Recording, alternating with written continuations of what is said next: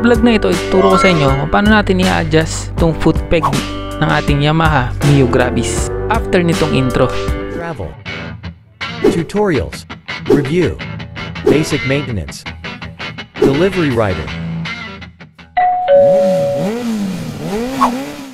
So kung kayo may aangkas kayo na hindi abot itong foot peg natin o nabababaan dito sa foot peg, pwede natin ito i-adjust dito sa taas.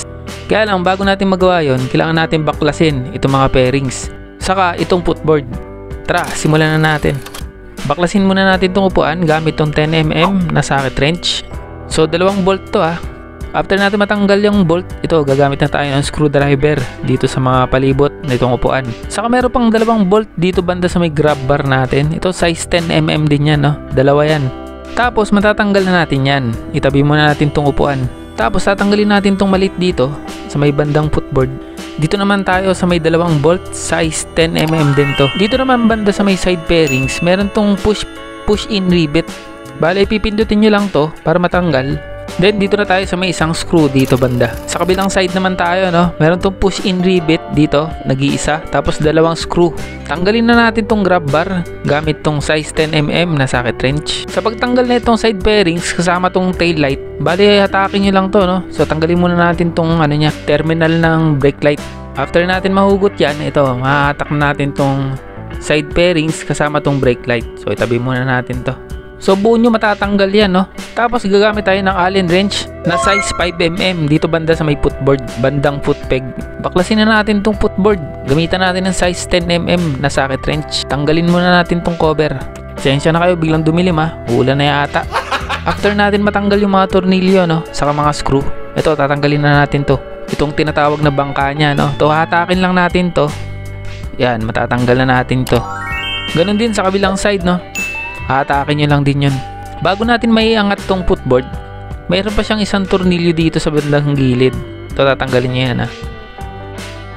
Once na ibaba na natin tong bangka nya, ito, baba na natin. Baba natin ng side stand. Tapos itong footboard, di na natin tatanggalin yan. Iaangat lang natin yan.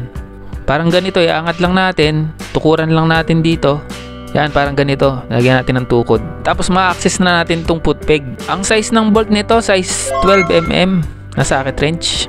May 2 bolt to para matanggal natin to at may i-adjust natin. Kung gusto nyo itaas or kung gusto nyo palitan ng foot peg, no? So same lang din sa kabila, no, yung procedure. Ito, natanggal na natin tong foot peg kasama yung adjuster nya. So pwede siyang itaas kung gusto nyo mataas. Kung nabababaan yung angkas nyo, ito iangat nyo lang. Kung magpapalit kayo ng foot peg, ito ganito lang din ang procedure. Papakita ko sa inyo kung ano itsura nya pag mataas siya, no? Ito, ganito itsura nya pag inangat natin. Tumaas lang siya ng konti. Kung may inaangkas kayo na medyo maigsi ang binte, ito, saktong-sakto to. Abot na abot niya na to. Hindi, wow. Pero ako, ayoko nang mataas eh. So, ibabalik ko lang siya sa dati. So, ganun lang ka-basic, no? Magpalit ng foot peg or mag-adjust nitong foot peg natin. Ngayon, ipapakita ko naman sa inyo kung paano natin ibabalik itong mga pairings. Since hindi natin tinanggal tong footboard, ibababa lang natin to. So, mapapabilis tayo. Lagyan na natin ng bolt itong footboard. So, 4 na bolt to.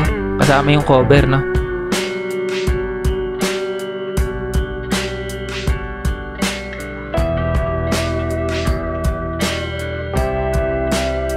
Dalawang screw dito banda sa may footboard.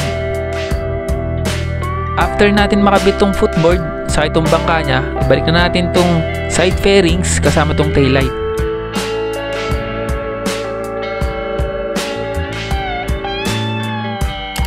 Lagyan na natin ng screw tong side pairings kasama tong push-in rivet. After nyan, ibalik na natin tong grab bar. Tapos, ibalik na natin tong bolt na 2. Ibalik na natin tong cover na maliit dito. Tapos, itong final na ikakabit natin, itong upuan. So, ganito lang pagkabit. Balik natin ang mga bolt. 2, saka mga screw. Saka 2 bolt dito banda sa may grab bar. So ito na, ibalik na natin lahat to, no? So ganun lang kasimple ang magpalit ng foot peg natin, ano? Kaya lang matatagalan tayo dahil lahat babaklasin natin. Halos lahat ng pairings. So hanggang dito na lang itong vlog natin. Maraming salamat sa mga nanood. Ride safe always. Thank you.